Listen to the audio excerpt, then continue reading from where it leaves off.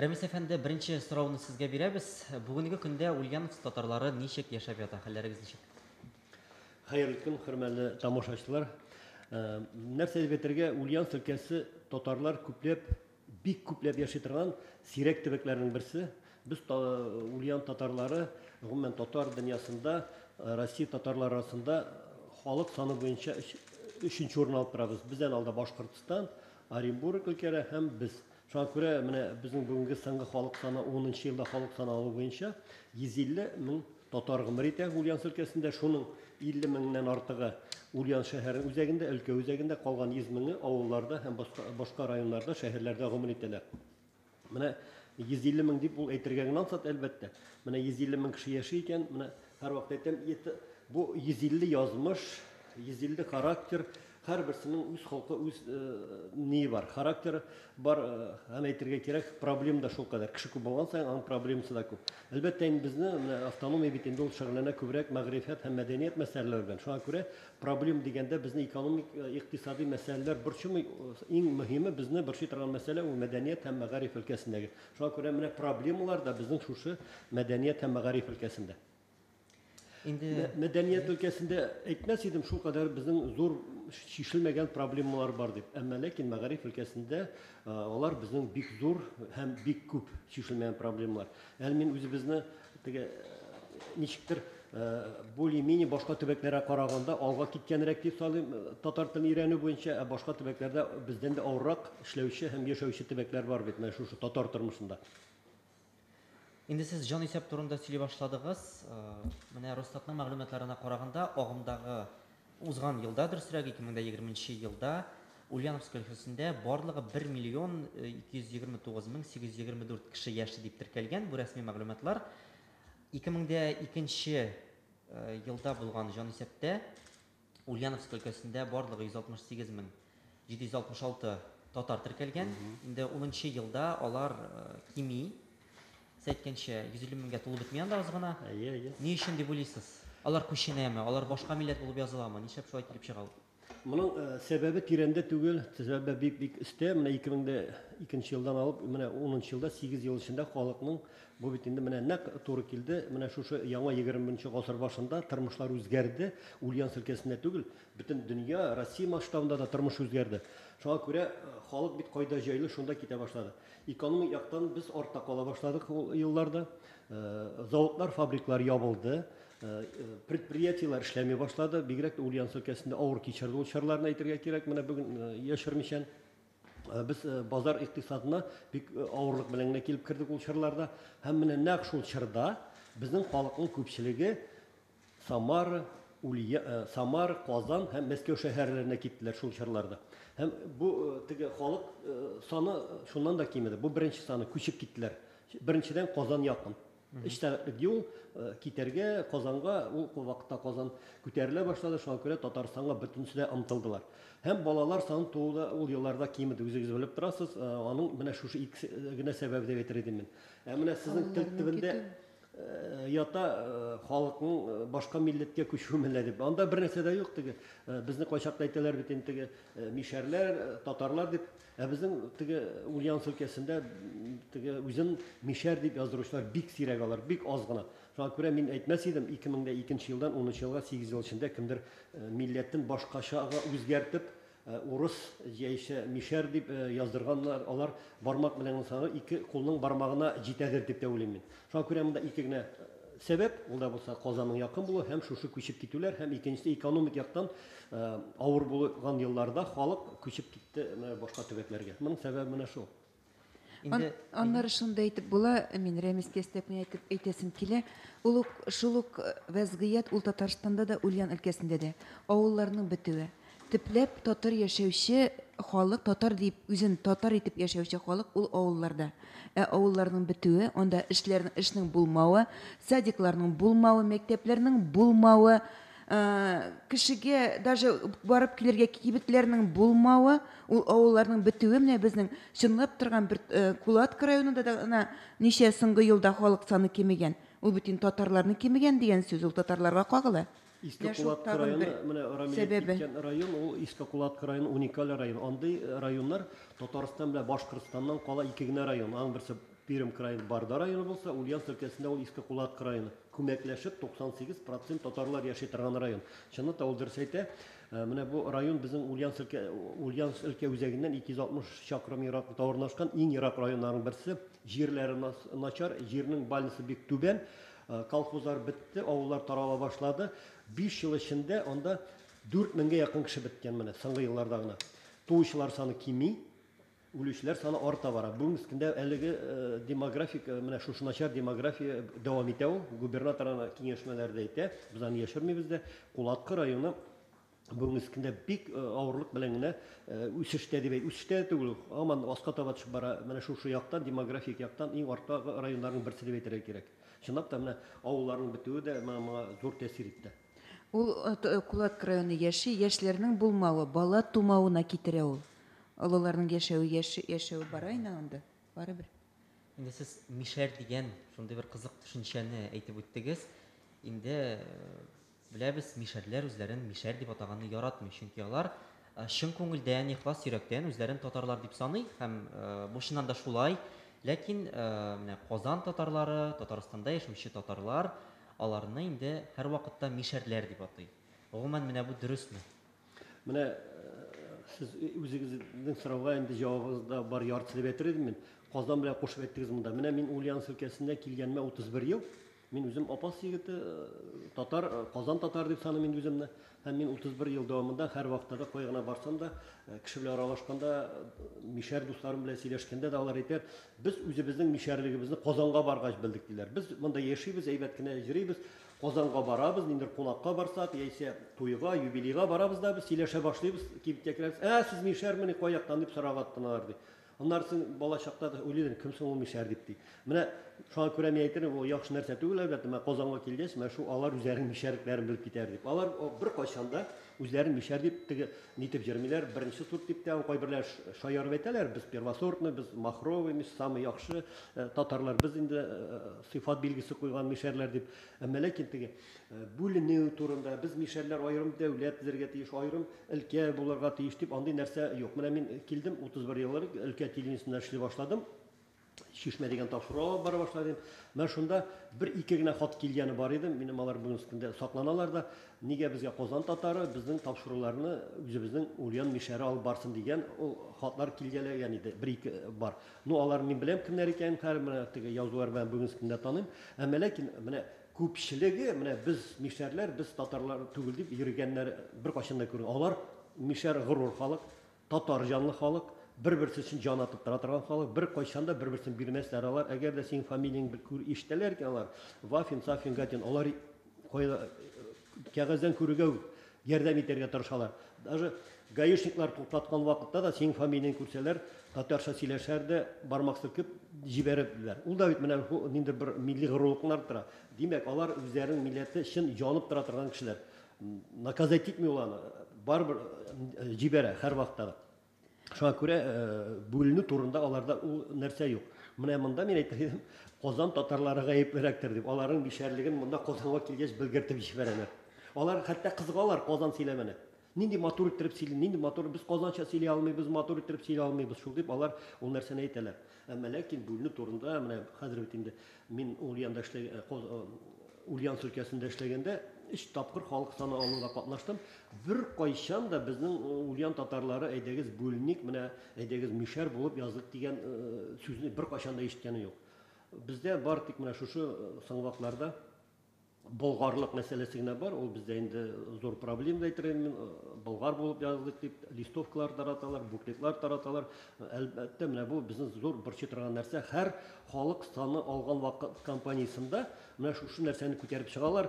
Инде бер аерым төркем, группа, алар күп тә түгел, өлкән яшьтәге абзыйлар, яшьләр йөрми анда 20-30 кеше узган халык саны алганда да алар бер 200-гә якын кеше язылганнар иде, болгармын дип. Аның җитәкчесе бик хөрмәтле кеше, тарихны белә торган, хөрмәтле мөхтәрәм кеше Шәүкәт абый Богданов, ул милләт җанны, үзе өлкә советының депутаты булган иде заманда, милләтләр советын җитәкләгән иде, шушы нидә өлкә законнар чыгару җыелышында. Ул менә һәр вакытта да шуны тасвирлый. Без болгар булырга тиеш, без татар булырга тиеш түгел дип. Безнең качакта ике арада шундый аңлашылмаучанлык та килеп чыга. Шәүкәт абый мәйтәм, без тарихны белергә тиеш. Болгарлар, бабаларыбыз болгар икән белергә тиеш. Әмма ләкин бүгенге вазгыятьтә без бүленергә тиеш түгел. Без барыбыз да татар булырга тиеш. Тарихны белергә тиеш, әмма ләкин татар булып язарга тиеш дип. Заманында 1992 елларда Шәүкәт абый Богданов әле сыстыр бар вакытта ул паспортларга милләт яза торган графага ул суд аша үзен мин татар түгел дип, болгар дип суд аша милләтеннән ваз кичкән иде. Һәм мин аның турында сюжет ясаган идем, паспортына печать сугып судның карарын язганнар иде. Принял националь булгарин дип. Шуңа күрә менә шушы Шәүкәт абый 1939 елда инде ул менә шушы компанияны, шушы төркемне җитәкләп, менә шушы нәрсәне алып бара. Менә шәһәр урамнарында бүгенге көндә күренә башлады инде төрле форумдагы баннерлар, алар тараталар, буклетлар, татарны пычраткан сүзләр белән, татар булган җирдә хәтәр бар, татар атасын сатар, шундый сүзләр язылган китаплар, буклетлар тараталар. Менә мин уйлыйм, кемдер шуны финанслый бит, кайындыр акча алалар, 39 елга бит Шәүкәт абый бизнесмен түгел. Кемдер үзебезнең кешеләр, милләт кешеләре, башка милләтләрне шуны финанслар, менә шуны сыбырчыбызның шәһәр урамнарында зур итеп Карамзинның сүзләрен язып куйганнар анда. Россия дәүләтчелеге тарихыннан алган цитатларын алып, аннан соң халык авыз иҗатыннан шундый татарга туры килә торган шундый эшәк сүзләр, менә шунысы иң бер чагыны шул. Аны бит татар гына укымый, алар бит буклетларны менә шундый матур иттереп чыгаралар, төсле иттереп бул түгел. Русча язалар. Аны бит рус кулына да, башка милләт кулына да, смотрит татарлар нинди икән. Менә шунысы әлбәттә безнең бурыч. Ничә уйлыйсыз, менә шушы татарларның башка милләтләргә ваклап бүленүе, ул бит инде аңлата зур милләтнең кичкенә төркемнәргә бүленүе дигәнне аңлата, әйме? Һәм нәтиҗәдә зур татарлар төркеме дә тарала, һәм ахыр чиктә берсе дә киләчәктә исән калмаска мөмкин, алар тарихта югалырга мөмкиннәр. Бу бит шуның белән дә куркыныч. Әлбәттә, мен шуңа күрә әйтәбез, безгә бүленергә ярамый, әлбәттә куркыныч. Минем иманым камил, татар дигән милләт әлбәттә ул тиз генә бит мәсьәле. Ансына мин үзебезнең милләтләр советында безнең губернатор каршында җилшабыз бит инде үзебезнең һәр автономия җитәкчесе килгәндә 20-дән артык автономия җитәкчесе утырышабыз шунда, пока губернатор кергәне көтеп утырганда сөйләшәбез инде. Башка милләтләр әйтәләр, Россиядә бөтен милләтләр беткәндә дә иң соңыннан калачак татар милләте дип. Менә алар һәрвакытта да ни өчен дип сорау биргәч әйтәр, сезнең динегез саклый, культурагыз саклый, телегез саклый һәрвакытта дип. Аннан соң безнең дин күбрәк тә саклаган, чынлап та без бит инде менә башка милләтләр бар, менә православие динендәге Мордва, Чуваш, Удмурт милләтеннән булган кешеләр, аларга бит инде урыслашырга бик җиңел. Исемнәр үк. Мин бит инде бер кайчан да үземне, мин Рамис Фарук улы Сафин, мин бит урыс дип әйтмим. Алар да бар ул нәрсә. Акценты күренеп тора, шул милләтнеке икән. Әмма ләкин ул әйтми, юк, мин урыс милләтеннән ди. Шуңа күрә мин бүгенге көндә теге оптимист буласым килә, татар әле 4-500 ел яшәячәк. Ну, бәлкем вазгыять үзгәрсә, аннан күбрәк тә яшәр. Әлбәттә яшәсен дә. Шуңа күрә мин бүген куркып әйтмәс идем. Менә соңгы елларда без таралышып, татарлар телләр бетә дип тел бетми. Алла бирсә яшәячәкбез. Мин Ульяновскига килгән елны 1989 елда пенсионерлар иде, милли хәрәкәтне оештыручылар әйтәләр иде. Менә без үлгәч бер нәрсә калмый, монда милләтне дә беркем алып бармаячак, без телдә сакланмаячак, мәдәният дә бер нәрсә булмаячак, мәктәпләр дә булмаячак дип. Алар инде бүгенге күбесе исән дә түгел, әмма ләкин милләт дәвам итә. Менә аларның эшен без дәвам итәбез, бездән соң да кемдер дәвам итәчәк. Шуңа күрә бар тик матур иттереп үз милләтеннән актив булган кешеләрне, егет һәм кызларын әзерләргә генә кирәк. Шундый активистларны, милләтпәрвәр кешеләрне әзерләргә кирәк. Булай җылап йөреп, үләбез инде, бетәбез инде, без киткәч беркем калмый, менә телләрне дә бетерәчәксез дигән йөреп кенә бер нәрсәгә ирешеп булмый дип әйтер идем мин. Әйтеп киттегез, мишәрләр һәрвакытта җанисәп вакытында үзләрен татар дип яздыра дип. Ләкин менә аеруча шушы көннәрдә инде ул бик кискен Себер татарлары хәзер аерым төркем булып аерылырга тора. Башкортстанда шундый очраклар бар, татар авылларында татар була торып, алар хәтта үзләрен татар дип яздыра, ләкин рәсми статистика аларны башкорт дип күрсәтә. Менә шушындый халыкларга нинди киңәш әйтер идегез? Менә без үзебез татар яшәрбез, без яшибез дип кенә кул кушырып утырырга түгел. Менә без ул аңлату эшләрен алып барырга кирәк. Тиеш. Менә мин мәдәният хезмәткәре буларак, без үзебезнең татарлыгыбызны, үзебезнең горур халыкыбызның, үзебезнең киемнәребездә, телебездә һәм дә үзебезнең уңышлы булуыбызда, шәхесләребездә күрсәтеп, без үрнәк булырга тиеш. ник алай дип әйтим, менә безнең Аккалфак оешмасына бер Башкортстаннан килгән татар кызы йөри. Менә ул шундый әйбер әйтте, безнең чәчләребез әзрәк кенә үрә торды. Аларның атанасы Башкортстанда торган, хәзер алар юк, һәм гаиләдә 4 бала. 2 баланы башкорт, 2 баланы татар итеп язганнар.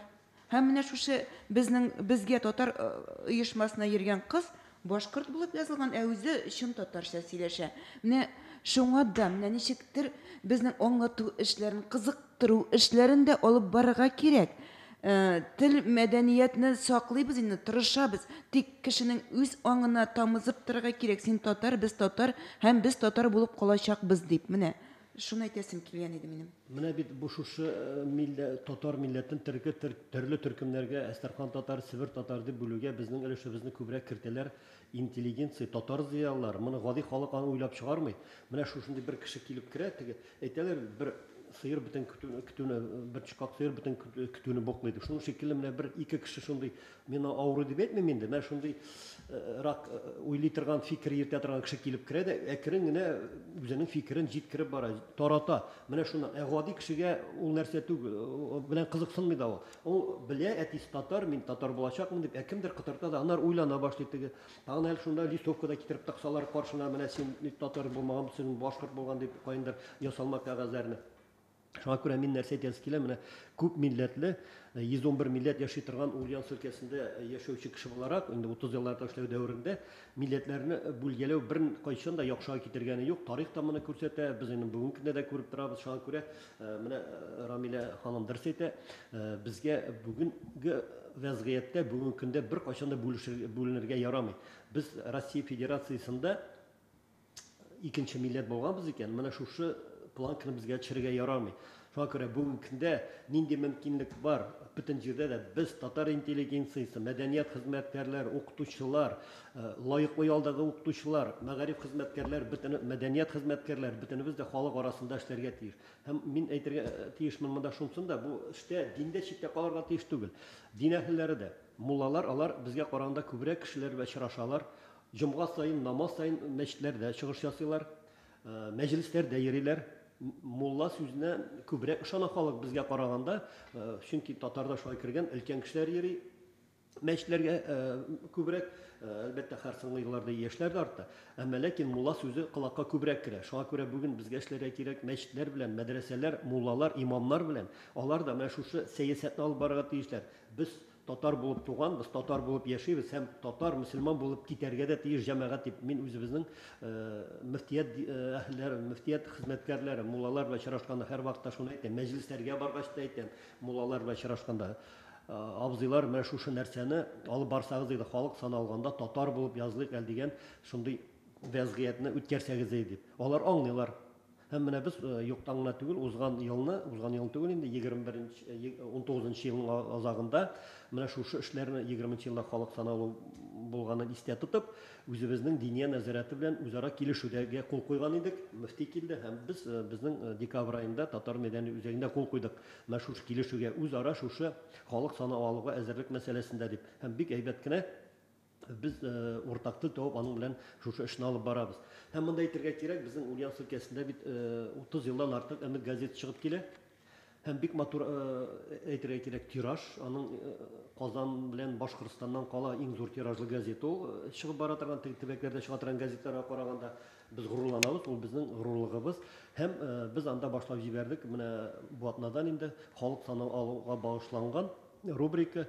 Гади кешеләр сөйли, авыл кешеләр анда ни өчен татар булып яздырга, алар диләр, аннары теге халык арасында популяр булган шәхесләрнең фикерләрен биреп бара Өмет газетасы. Һәм узган ел инде без март аенда ук биргән идек, беренчедән мөрәҗәгать автономиядә кабул иттек. Һәм менә без аны кабатлап тагын бирәчәкбез март аенда бу ел инде шушы халык саныга алуга кагылышлы итеп. Һәм без аны листовкалар итеп һәр татар гаиләсенә мәчетләр аша листовкалар итеп чыгарып таратачакбыз шушы татар булып язылу турында. Мин һәр вакытта да әйтәм, менә бу эштә газетада, мәчетләрдә, укытучыларда, имамнарда бергәләп эшләгәндә генә без милләтне шулай үз теге ким хасанын киметмичән яшәячәкбез Алла бирсә. Ничек уйлыйсыз, мишәрләрне татарлардан айыруга артистлар да зур өлешен кертә, чөнки соңгы арада татар эстрадасында бар шундый җырчылар, без мишәрләр дип чыгып, сикереп, алга сөреп җырлаучылар күп. Ничек уйлыйсыз менә шушы вазгыять турында? Менә бик каты тискәре фикердә мин. Ник дисәгез, менә мин фамилиясын әйтергә арыйдырмы, юкмы? Тимаев килсә, Фирдүс, мишәрләр сез кая? Ник соң татарлар исәнмесез түгел? Ник мишәрләр сез кая?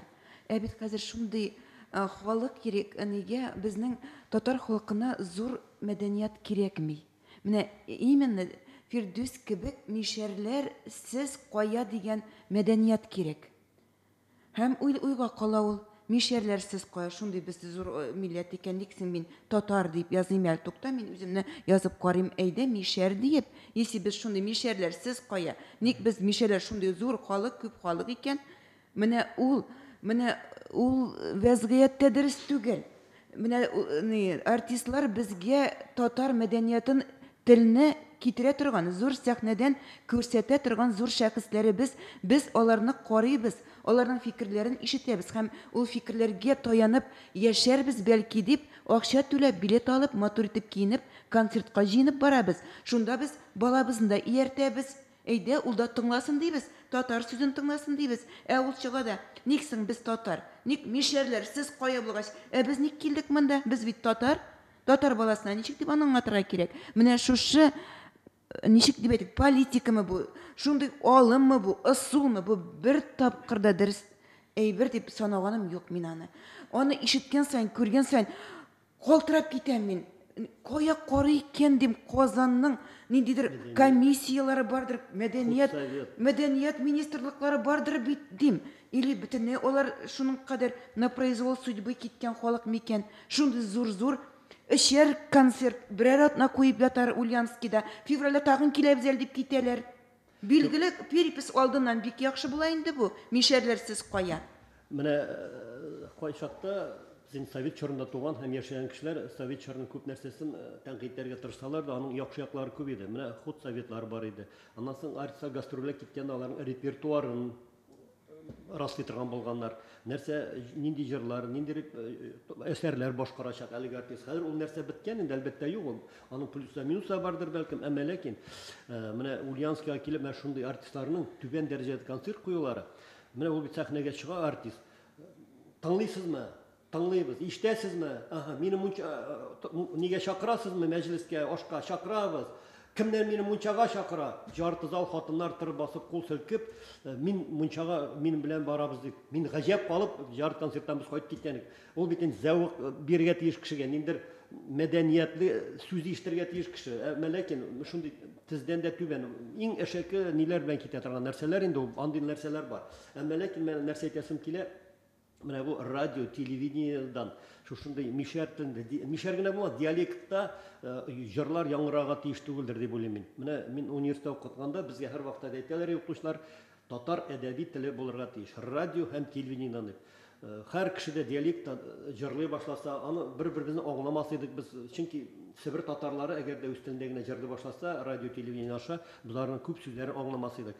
Мин шуңа күрә һәр вакытта да каршы ул нәрсә. Хәтта инде Болгар радиосы да шундый мишәр нидән сүзләрен керткән диалектта җырланган җырларны биреп бара. Ул кылакны ярып керә әлбәттә, менә бигрәк тә менә татар зиялылары өчен бигрәк тә шул нәрсәдер инде ул. Менә әйтергә кирәк, Фирдүс Тимаев, Филсия Бәдретдинова, әйбәтләр, халык йөри, йөрсеннәр, мин каршы түгел, барыбыз да татарлыкны күрсәтә, татар концертына халык биргән. Әмма ләкин менә без мишәр дип ике җыр сайын кычкырып, сәхнә каршына килеп кычкыртып китүләр әлбәттә беркемгә дә ошамый.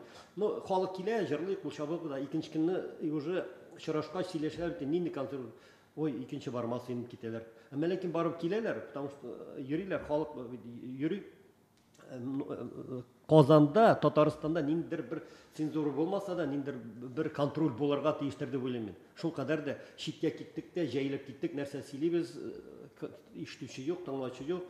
нәрсә әйтәбез, шуны тыңлыйлар дип кенә йөрергә тиешләр түгел. Мин беләм, менә Казан концертын карыйсың, Казанда бер төрлерәк, икенче көнне Ульянга башка төбәкләр килер икән. Катнашучылар да анда составы үзгәрә, концертның программасы да үзгәрә. Без бит карыйбыз, күрәбез аны. Менә бүгенге көндә Аллага шөкер, безнең театрларыбыз бик яхшы иттереп эшләп бара. Камал театры, Тинчурин театрлары менә безгә киләр. Менә дигән мәдәниятне, татар культурасын алга сөрә торган театрлар. Аллага шөкер, матур иттереп сөйлиләр, аралашалар, очрашалар. Шуңа күрә мин бүген җырчылардан бигрәк зур рәхмәт әйтерем театрларга. Телне саклау буенча без театрны яратабыз, йөрибез. Шуңа күрә бергәләшеп эшләргә кирәк менә бу нидә дә. Әмма ләкин радиода татарча яңгырарга тиеш сүзләр, авазлар. Әңгәмә башында сез әйтеп киткән идегез, мәдәнияткә караганда мәгариф өлкәсендә проблемалар күбрәк дип. Инде 2020 елда Ульяновск өлкәсендә 400-дән артык мәктәп булган барлыгы. Шуларның нибары 130-да гына татар телен өйрәнергә мөмкин булган. Инде сез бу турыда җирле мәгариф һәм фән министрлыгына да мөрәҗәгать иткәнсез, әйме? Ничек хәл иттегез проблеманы? Татар телен укыта торган мәктәпләр саны арттымы? Берәр нинди факультативлар кирдеме? Беләсезме, ул теге татар телен укытмаган түгел. Беренчедән мәктәпләр саны кими. Мисал өчен бу татар авылы бар икән, анда 6-7 бала кала. Ул менә 400-гә кергән бит инде ул. Ул мәктәптәге балалар һәм монда тагын 7 бала икенче авылда, шуларны бөтенсен бергә кушалар бер мәктәпкә дә. Менә шуннан да җыела ул беренчедән. Менә шушы 7 баланы аерма-аерым укытып ятмыйлар һәр авыл сайын. Аларны җыялар да 7 авылдан уже бер мәктәпкә хасил була. Шуңа күрә уже 7 мәктәп безнең укытылмый дигән сүз шуңа күрә. Монысы беренчедән. Икенчедән, бездә татар теле укыту өчен шартлар тудырылган бөтенсендә. Федераль законнар буенча, ФГОС буенча 1 сәгатьтән алып 3 сәгатькә кадәр татар теле һәм әдәбиятын укытырга безнең хокукыбыз бар, укырга. Әгәр дә мәктәптә бер генә бала да теләге була икән ата-анасының, минем балам татар теле укытсын дип, аларга шартлар тудырылырга тиеш. Моны без беләбез. Әмма ләкин безнең ата-аналар соңгы вакытта бик үзгәрде. Чөнки хәзер нәрсәдән үзгәрде? Ата-аналар булып килделәр 90-нчы елларда туган балалар бүген мәктәпкә килә. Ул балалар үзләре дә 90-нчы елларда татар телен өйрәнмәгәндә, укымаганда идәгенә аралашкан. Менә ул балалар килде хәзер ата-ана булып. Икенчедән ЕГЭ килеп керде. ЕГЭ килеп керү бөтенләй инде тамырыннан кисте татар мәгариф, милли мәгариф дип әйтер идем мин безнең татарның түгел башка милләтләрендә. Безнең Ульяновск өлкәсендә әле башкаларга караганда, башка төбәкләргә караганда ана теле укыту әле аз гына булса да өстә тора. Без беренче бишлеккә керәбез. Мәктәпләрдә татар теле укыту буенча аны безнең Татарстан мәгариф министры бик нык контрольдә тота. Ел сайын данныйларны җыеп алалар. Без үзебез дә барып тикшереп белешәбез. Ул данныйларның ялган булмаганнарын статистиканы алдаларга мөмкиннәр. Без үзебезнең автономиянең мәгариф бүлеге белән барабыз. Ел дәвамында 9 мәктәпне йөреп чыгабыз. Теге внезапно барып төшкән кебек кенә иртәгә сезгә киләбез. Дәрескә керәбез, күрәбез, расписание карыйбыз, ничә сәгать барганы. Бездә ул нык контрольдә тора. Үзебез генә йөри алмас идек. Безнең моңа ярдәм итә өлкә губернатор Сергей Иванович Мороз. Ул һәр вакытта әйтә, титульные народы должны знать свой родной язык. Бу урыс, татар, чуваш һәм мордва халыклары. Әле ул хәтта бер ана тел укытучылар съездында әйткән иде. Мин ди чиновникларга әйтәчәкмен ди, чтобы каждый знал бытовой татарский, чувашский, мордовский языки ди. Авылга килеп төшәм укшавына, хотя бы исәнләштең, хәлең ничек дип, шуларны сораштың өчен дип. Менә бу беренчедән. Моннан 2 ел элек татар, чуваш һәм мордва телләрен өйрәнү буенча мәгариф министрлыгында методист ставкалар булдыртырды. Менә бу да безгә бик яхшы. Бер алга китеш булды. Өченчедән, моннан 5 ел элек бик зур рәхмәт әйтәсем килә Энгель Новаповичка, ул вакыттагы мәгариф министрына Ульян өлкәсе белән Татарстан Республикасы мәгариф министрлыгы килешүгә кул куйдылар. Һәм шунда без бер статьяны кертергә тырыштык. Ульяновск өлкәсе татар теле өйрәтү өчен шартлар тудыруны гарантияле дигән. Безнең Ульяновск өлкәсенең мәгариф министры моны кертергә тырышмады, кертәселәр килмәде. Әмма ләкин без инде Энгель Новапович белән сөйләшеп, ул настаивать итеп губернаторга каршы чыгып, менә шушы 7нче маддәне без кертә алдык. Һәм быел әлеге килешү узган елның 2 декабрендә Илсур Гарәевич Хадиуллин килгән Ульяновскка губернатор катнашында 2 министр тагын кул куйдылар. Быел да авырлык белән керттеләр. Рәхмәт быелгы мәгариф министрлыгына да, алар аны кертергә тырыштылар һәм быелга 8нче статья булып керде. Ульяновская область создает условия для изучения татарского языка в учебных образовательных учебных заведениях. Менә бу безнең өчен бик әйбәт нәрсә, чөнки бу нәрсә бирә безгә. Ул әле кәгазьдә язып кына калмый, чөнки без бу килешүне алып теләсә кайсы директор янына килеп керәләбез. Менә килешү бар, Безнең министр кул куйган, сезнең министр куйган, сез создайте условия дип. Менә безгә бигрәк тә шуның өчен кирәк. Ул ата-аналар өчен түгел, ә менә безнең өчен. Менә шушы татар телен саклауда эшләүче кешеләр өчен кирәк. Без ата-аналар арасында әлбәттә очрашуларда да һәр вакытта да біз әйтәбез. Бу турыда менә бу татар телен өйрәтү буенча. Соңгы вакытларда татар теле өйрәтүне башлап җибәрдек мәчетләрдә. Мәчетләрдә менә Үзәк мәчеттә дә бар хәзер, башка мәчетләрдә дә без аларны әлегә дә баягы Казан ярдәмендә әлифба китаплар белән тәэмин итәбез, түләүсез бирәләр безгә, алып китәбез. Быел гына да 1 миллионлык китап бирде Мәгариф министрлыгы. Һәр мәчеткә таратабыз, кайда ачларга теләкләр бар. Һәр без шушында башлап җибәрдек. Казаннан качакта менә язучылардан да ишетергә туры килә, хөкүмәт җитәкчеләреннән дә ишетергә туры килә. Гаиләдә өйрәтергә кирәк татар телен дип. Мин моның белән бер дә килешмим. Гаиләдә өйрәтергә була, кибеткә барырга, әйбер алып керергә, исәнме, саумы, мунча як, терлекләргә ашат дигән шундый сүзләрне өйрәтергә була. Әмма ләкин ул бала бер кайчан да 1000 еллык тарихы булган татар әдәбиятын белмәячәк, Муса Җәлилен белмәячәк, Такташларны белмәячәк, Тукайын бәлки белер, Шүрәле суан асылар аша, суан ашы әкиятләр, суан асы әкиятләр аша. Әмма ләкин ул тарихны белмәячәк. Менә шунсаның ул ни белән мин бер кайчан да килешмәячәкмен шу сүз белән. Гаиләдә өйрәтергә кирәк. Әлбәттә гаиләдә дә кирәк ансы да. Кухня теле. Кухня теле генә ансы бытовой язык дип әйтәр, кухня теле. Менә шул гына. Шуңа күрә мәчетләрдә ачуның да бит ул теге нигә генә түгел, бытовой язык өйрәтү конкурс теле генә түгел. Нәкъ шушы язучыларны, безнең мәдәниятебезне, җырларыбызны, артистларыбызны белеп үссеннәр өчен өйрәтүләрне ачабыз без аны. Идә сөйләшәләр алып болай да үзләре телендә рәхләндереп тә. Әмма ләкин мен шуны белмәячәк, югалтачакбыз берничә буынны, әгәр дә без бүген гаиләгә генә ышанып калдырсак. Шуңа күрә мин Казандагы яшәүче язучыларга да, менә хөкүмәт җитәкчеләренә дә, хөкүмәт даирәләрендә эшләүчеләргә әйтәм, ул сүзне әйтмәсәгез иде, гаиләдә өйрәтегез. Гаиләдә без үзебез дә сөйләшәбез, аралашабыз. Мәктәптә, мәчетләрдә, детсадларда, балалар бакчаларында мен шуны өйрәтергә кирәк. Менә монда мин инде озынга китсәм әйтәсем килә, балалар бакчалары дигәч, әйтмичә кала алмыйм. Соңгы 3 ел эчендә безнең балалар бакчаларына этно-мәдәни компонент кертү эшендә эшли башладык. Бик әйбәт бара. Бу эштә безгә бик нык ярдәм итә Федераль Татар Милли Мәдәни Автономиясе, Дәүләт Думасы депутаты Илдар Икрикович Гилметдинов өстәл уеннар 2 телдә. Курчак театры булсынмы, Сабан туймы төрле 2 телдә. Бөтен китаплар бөтенсе дә 2 телдә язылган дисклар белән бөтен татар конгрессы бирә. Бөтен балалар бакчасы Наура каршы алалар, балалар бакчасы мөдирләре. Ул бит урыс баласына, татар баласына да өйрәтә. Шул вакыятны 2 телдә карарга була. Шуңа күрә менә бүгенге көндә стел уеннары белән күбрәк җәлеп итсәләр яхшылы. Шундый нәрсәләр күбрәк чыксын иде. Һәм инде теләк рәвешле там бер әйтәсем килә. Күптән түгел генә Николаев краеның Зур Чирекле авылында бик 160 балага исәпләнгән балалар бакчасы алдык. Менә коридорларга эләргә матур татар картиналары юк безнең. Зур иттереп матур репродукциялар чыгарсыннар иде. Харис Яковлевның менә дигән матур картиналары, татар тарихына кагылышлы. Сабантуй төшергән Лутфулла Фаттаховның Сабантуй картинасы 1953 елда чыккан. Муса Җәлилнең Лутфулла Фаттахов эшләгән, Харис Яков эшләгән картинасы бар. Менә шулар юк безнең. Зур иттереп эшләгән картина, репродукция, кыйммәткә төшми. Менә без аларны җылап эзләсәк тә таба алмыйбыз. Бүләк итеп алып кына барырык. Юк алар бер кайда да. Шуңа күрә алып барырга туры килә. Шул Шишкин картиналары, башка төрле, аның әле кайчакта чиркәүдә эләгеп китә шунда шәһәрләр күренешендә. Менә бездән шушылары аша без тәрбияләргә тиеш балаларны. Шуңа күрә Казанның мөмкинлеге бар андый нәрсәне эшләргә. Чыгарсыннар иде, стел уеннары, менә шул картиналарны. Инде гаилә темасына без әзрәк кенә кердек. Сез үзегез менә Татарстаннан читтә яшәсез бит инде. Хәтта безнең Казанда яшәүче татар гаиләләрендә дә балалар русча сөйләшеп үсә.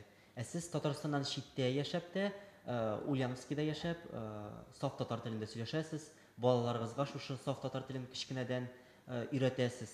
Ничек? Менә башкаларга нинди киңәш бирә аласыз? Менә ул бик матур сорау бирдегез, рәхмәт.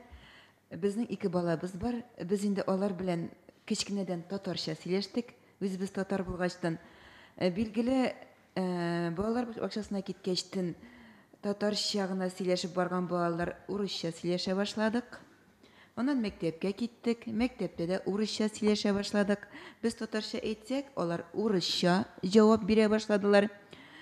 Тик менә шул вакытта без бер төрле хәйләле нәрсә мәзләп таттык, или бөтен гаиләдә шулай микән, җәй көннәрендә бу авылга китә иделәр. Авылда дәвәне белән дәвәти бөтенләй дә урысча белми. Татарстанда яшиләр, никтер алар бер дә русча белмиләр һәм алар шүпләп матур итеп татарча сөйләшергә өйрәнеп кайталар иде. Элек иде шәһәр телефоннары бар иде стационар. И телефоннан шылтыратсалар, әтиләре әйтәдер, алло, исәнмесез? Улы алмаз инде. Ник исәнмес, бәлки анда урыс шылтыратадыр дип әйтә иде. Шылтыратса бит, ул бит татарга шылтыратканын белә. Исәнмесез? А потом здравствуйте әйтсен. Шуңа күрә. Шулай итеп безнең балалар мәктәпне бетерсәләр дә, ана телендә бик матур итеп сөйләшәләр. Хәзер икесе дә Казанда тора. Хәзер Казанның үзенә бер төрле матур акцент белән сөйләшәләр. Ул яктан без берничек тә зарлана алмыйбыз. Һәм бөтен гаиләгә дә шуны әйтәсе килә. Менә Рәмис әйтә инде, ул гаиләдән тормый дип тә. Барыбер ана теле, әни теле. Әни татарчаны бит инде бар терлек карап кергенә дип әйтми. Бәлки ул әкиятендә сөйли торгандыр. Җырлый белгән, җырлап та җибәрә торгандыр. Бик биисе килгәне биитәдер дә.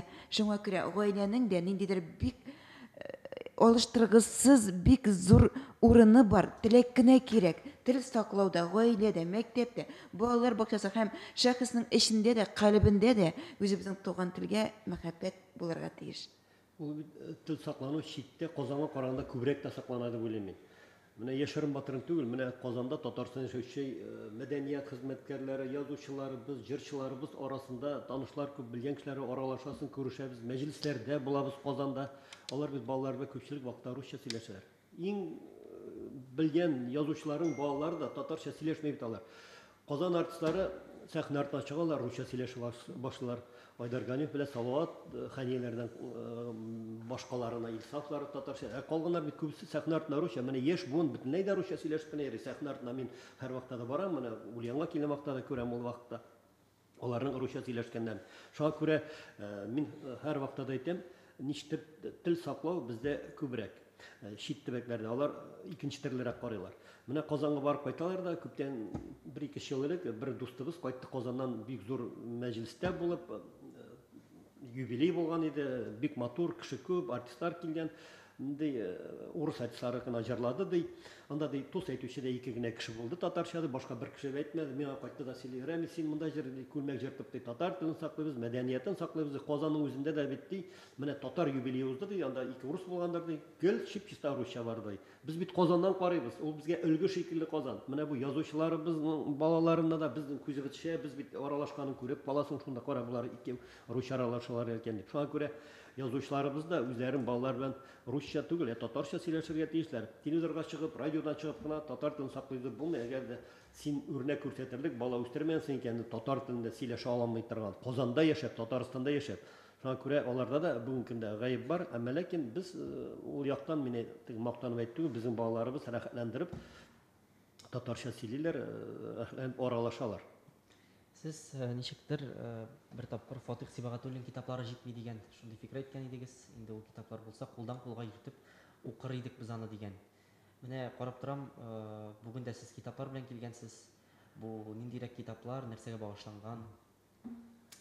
Фатих Сибагатуллин китапларын безгә җибәрде. Фатих Сәүбәнич күптән түгел генә, бик зур рәхмәт анарга. Biz 70-ке якын китап иде, бөтен президиум әгъзаларына тараттык, аның төрле китапларын. Бик зур рәхмәт, менә безне искә алып җибәргән өчен. Чынлап та менә сез юкагына игътибар итмәнсез, biz бүген инде эш турында отчет сөйләргә килмәдек, хисап тотарга. Мәдәният эшләре белән күп шөгыльләнәбез. Концертлар, фестивальләр, конкурслар узып бара, концертлар һәр вакытта булып тора, спектакльләр. Һәм без менә соңгы вакытта Татарстан Республикасы биргән грантларын бик оста файдаланабыз. Башка төбәкләрдә шулайдыр әлбәттә. Без аларны җырлап, биеп, теге мәҗлес ясап кына уздырып, акчаны таратып утырмыйбыз. Без аларга бик матур итеп китаплар чыгарабыз, төрле фәнни гамәли конференциялар уздырабыз. Менә бу китап уникаль китап дип әйтер идем. Бу беренче мәртәбә Сембер татарлары тарихында чыккан энциклопедия Татар Симбирского Ульяновского края 1000 тиражда чыкты. Һәм без аны бөтен авыл мәктәпләренә, китапханәләргә бөтен сәнә тараттык. Бу рус телендә. Монда бик күп мәгълүмат татар тарихы турында, Сембер татарлар, гомумән бөтен дөнья татарлар тарихы турында мәгълүмат куелган, соңында кушымтага кертелгән анда. Кайда күп татар яши, дөнья буйлап та, башка җирләрдә дә бик матур фоторәсемнәр белән бизәлгән татар авыллары турында бик күп мәгълүмат бар бу китапта. 67 татар авылы бар безнең Ульяновск өлкәсендә, чиста татар авылы, бөтен турында да монда мәгълүмат бар. Шәхесләр турында бик күп материал тупланган. Бу ел Аллаһ бирсә безнең Ульяновск өлкәсендә губернатор карары белән китап ел дип элан ителде. Без моны икенче басмасын әзерләйбез бүгенге көндә 1000 тираж белән шушы форматта матур итеп эшләргә җыенабыз. Чөнки ни өчен? Шушы китап чыкканнан соң кешеләр мөрәҗәгать итә башлый. Менә бу кермәгән, бу шуны язмагансыз. Хәзер бездә инде моның калны папка тулы яңа төрле мәгълүмат кергән. Шуңа күрә яңартабыз без моны. Һәм без әйттек, гамәли конференциялар, фәнни конференциялар уздырабыз. Акчуриннар, аның турында сөйләп торырга кирәге юктыр. Татар тарихы белән таныш булган кеше моны һәрберсе дә белә. Акчурин, Сембер губернасы дигән. Менә алар турында да фәнни гамәли конференция уздырдык. Аның беренче мәртәбә 100 елдан соң без Төркиядән һәм Кырым Республикасыннан, ул вакытта Украинада туганнары кайтты. Аларның туганнары катнашында фәнни гамәли конференция уздырдык. Менә шушы конференция алыннан шушы буклетны әзерләп чыгарган идек үзебезнең татар тарихчылары ярдәмендә.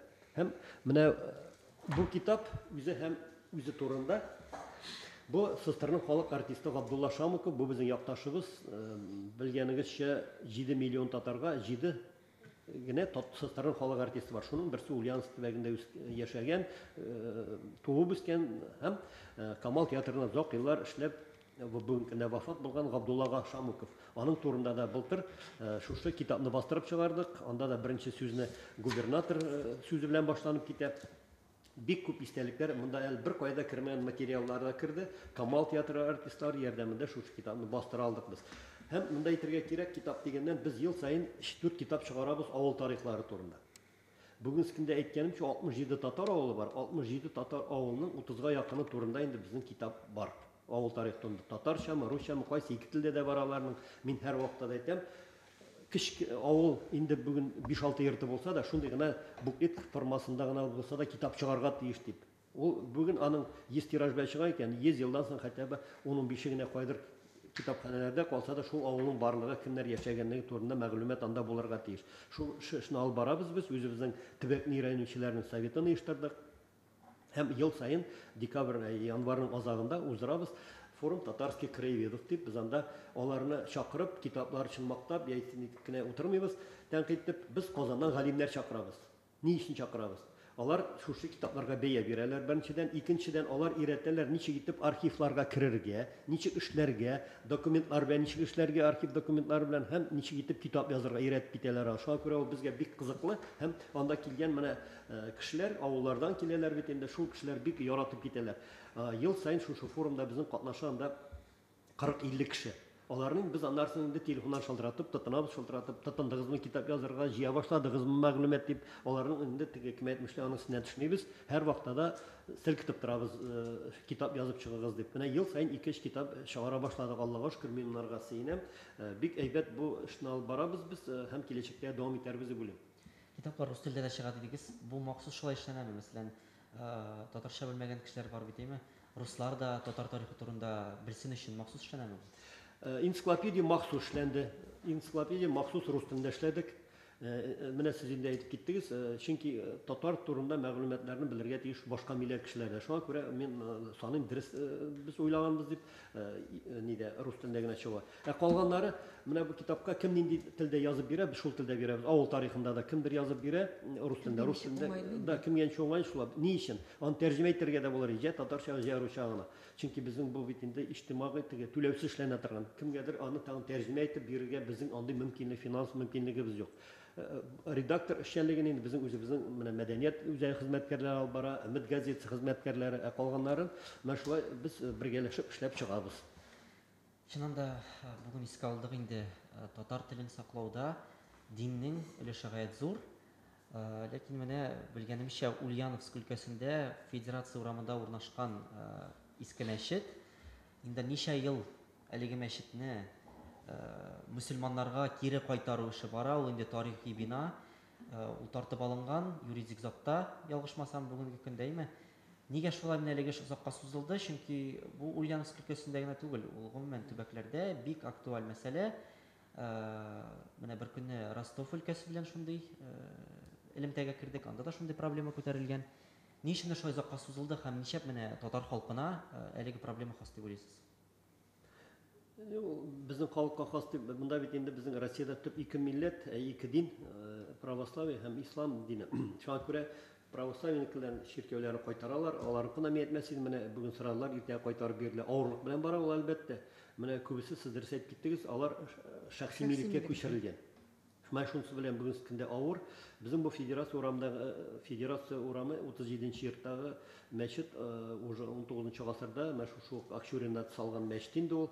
Әлеге мәчет бүген көнгә кадәр кайтарып бирелмәгән. Ул безнең Хлебпром дигән фирманың җитәкчесе Эдуард Ефимович Фридман да иде мәрхүм инде бүген көндә. Ул баштанларга сорады 90нчы еллардан соң инде 15 миллион улан бүген көнгә җиткергән иде. Хәтеремгә алгышмаса 40 миллионга кадәр акча сораган, шуның белән кайтарып бирәбез дип. Менә шуны сатып алырга безгә мәҗбүр иткән иде. Шуңа күрә без аны кайтарып ала алмыйбыз, андай акча да юк аны. Ләкин губернатор анарга ул хәзер бу вопросты үрчәткән прорабатывается. Бәлкем губернатор анарга тәкъдим итә башка бинаны, менә сез анда күчәсез, бу бинаны татарларга кайтарып бирегез дип. Әлбәттә авырлык белән бара. Тем более хәзер үзе дә үлеп китте, Эдуард Ефимович. Әмма ләкин мин уйлыйм, менә быел безнең губернатор сайлаулары була. Бу Ходай насыйп итеп губернаторыбыз калса, ул мәсьәләне менә бу срокта бәлкем эшләп чыгыр дип уйлыйм я. Иманым камил. Анда бит әле менә бу еврей милләттән булган кеше генә түгел, анда татар милләтеннән булган кешеләр бар. Шул мәчеткә кагылышлы биналарның кайберләре аларда да менә ул ханым да безгә кайтарып биргән яган. Татар милләтеннән булган ханым да заманда менә алар бергә рәсмиләштергәннәр һәм ул мәчет бүген көндә алар карамагында тора. Менә аның янәшәсендәге бүген инде мөфтият анда урнашкан бинаны кайтарып бирделәр. Ул бина безгә бик кадерле әлбәттә. Анда бик мәшһүр кешеләр укып чыккан заманда мәдрәсә булган вакытта. Ләкин әкрен генә булса да ул кайтарып бирелер дип уйлыйм. Чөнки кайтаралар барлык биналарын да бит бүген көндә. Инде 21 февральдә Россиядә туган тел көне билгеләп үтелә. Әлеге истәлекле дата уңаеннан бер нинди чара үткәрергә планлаштырасызмы? Без планлаштырмыйбыз беренче. Безнең инде ул гадәткә кергән, ул 21 февраль һәр ел сайын инде ничә 10 елдан артык ул көнне безнең Ульяновск өлкәсендә губернатор катнашында уза туган ана теле укытучылары съезды форумы. Анда чуаш, шул татар, урыс, мордва, чуаш теле укытучыларын бөтен өлкәдән җыялар. Ел сайын 500-гә якын укытучы былтыр булды. Быел инде бик аз гына санда булачаклар. Һәр бер милләттән 10 укытучы гына чакырачаклар. Калганы форматы онлайн форматта барачак. Ул шуңа күрә бик зурлап узыла. Беренче көнне уздыралар алар секция рәвешендә 19 февральдә татар теле, чуаш теле укытучылар аерым уздыралар. Һәм инде пленаркасы уза губернатор катнашында, анда укытучыларын бүләкләре, Казаннан мәгариф министр вәкилләре килә, Чуашстаннан һәм Мордовия, Саранскидан киләләр. Бик матур ул бездә зур бәйрәм булып уза. Әлбәттә, бу быел да булачак. Шуңа күрә безнең укытучылар белән, без ана теле укытучылары белән ел дәвамында эшлибез. 2 мәртәбә очрашабыз елга шушы 21 февральдә ана теле укытучылар съездында һәм август айында конференция була безнең ел сайын ул һәрбер милләтнең үзенә традицион августовская конференция дигән сүз бар бит. Менә без татар теле, чуаш теле укытучыларын аерым җыябыз да, һәрбер милләт үзенекен уздыра. Без татар теле укытучыларын башта пленарка уздырабыз үзебез бергә җыелыш, аннарсын әле без алар Идел буйлап авыл укытучыларын теплоходта сәяхәткә дә, эштәлек сәяхәткә дә чыгабыз. Чөнки безнең елга порты белән безнең милләттәшебез Чүпрәле егете Марат Ирфан улы Якубов җитәкчелек итә һәм аларга ул ел сайын менә шундый бүләк эшли. Ел сайын татар теле укучыларын Идел буйлап авылдан килгән укучылар бар. Шунда ашап, ичеп, күңел ачып, җырлап, биеп Идел буйлап сәяхәттән булып кайталар. Шуңа күрә татар теле укыту безнең һәр вакытта да күз уңында ул. Мин шуңа күрә әйтәм дә, проблема җитәрлек.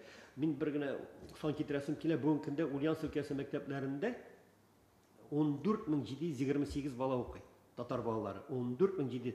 Шуның бүген 70% гына татар телен өйрәнә. Я дәресләрдә, факультативларда, түгәрәкләрдә. Менә шушы 3 төрле форматта татар телен өйрәнәләр алар. Калганы менә 40% алар татар теленә бөтенләй йөрмиләр.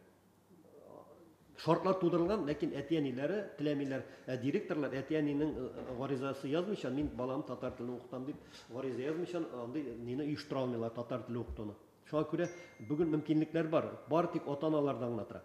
Соңгы вакытларда менә мин мәгариф турында әйткән икән, шуны әйтәсем килә.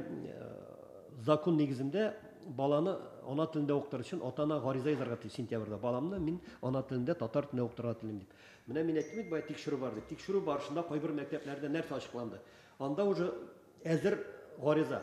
Мин баламның ана теле иттер, урыс телен сайын дип, прям компьютерда язылган. Анда язарга тиеш, прочерк булырга тиеш, ана ата кеше, ягъни ата-ана қолдан үзе язарга тиеш. Безнең беренче мәктәп бар, Ленин Семен йөртүче мәктәп, менә шунда шушы нәрсә ачыкланды. Безнең менә шушы әйтеп киткән Марат Ирфановичның ике баласы укый ул мәктәптә, миңа төшереп җибәргән фотосы, менә нинди анда ситуация дип. Без бардык. Ул нигә? Мәгариф министрлыгында вәкилләр барды һәм директорга күрсәттек. Что бу хата җибәргән, дөрес эшләмәйләр аны дип. Ул аңлады, менә бүген көндә без һәрбер җирдә контрольдә табыз, сентябрь-август айларында. Мен шушы ғариза язганда анда прочерк булырга тиеш. Ана телен үзе сайларга тиеш. Кайбер мәктәпләр үзләренә артык мәшәкать алмас өчен татар телендә кирәкме, чуаш телендә кирәкме, безгә бит рәхәтрәк китап та кирәкме, укытучы да кирәкме аларга. Рус теле бар да, не хотят дип кенә бара. Шуңа күрә бүген көндә без директорлар белән дә эшләйбез, Аллага шөкер, мен шушы әйткәнемчә, шушы килешү нигезендә һәм федераль законнарга нигезләнеп. Әңгәмә ахырында инде бөтен дөнья татарларына нәрсә әйтергә телисез? Телне саклау, милләтне саклау турында булырга да мөмкин. Без гомергә тарихтан ук татар булып туганбыз, татар булып яшибез, татар булып китәчәкбез. Безгә татар булу килешә, әле дә ярый без татар булып туганбыз. Менә шушы татарлыкны безнең Казаныбыз гына да дәлилләп тора. Казан ул безнең йөзектәге бер асыл таш кебек. Миңа калса татарлар гына түгел, бөтен дөнья халкы да шушы Казанга килер идем, күрер идем татарларның тормышын дип карарга сокланып торадыр кебек. Менә үлинегә әле генә булып узган яңа бәйрәмендә дә бернинди кунакханәдә дә урын калмаган ди, ул бит инде зрәгенә түгел, татар халкы гына килми, дөнья халкы килә. Шуңа күрә әйдәгез җәмәгать, горур булыйк, татар булыйк һәм шушы җан исәптә дә без татар диеп үзебезнең икенче позициябезне кемгә дә бирмик. Менә Рамилә сүзенә стәбәл нәрсә әйткәнме, бик матур иттереп, дөрес иттереп әйтте. Чынлап та менә һәр вакытта да авыр вакытта халык сынала. Менә халык саналу апрель айында башлана, менә шунда сер бирмәсәк иде. Икенче милләт булып, безнең арттан бит зур милләт килә, украин халкы. Иң беренче руслар, татарлар, аннары украиннар. Шуңа күрә әйдәгез, аларга баш бирмик, икенче милләт булыйк. Казаныбызны горур саклыйк, телебезне саклыйк. Бергә булганда гына без бик күп нәрсәләргә ирешә алабыз.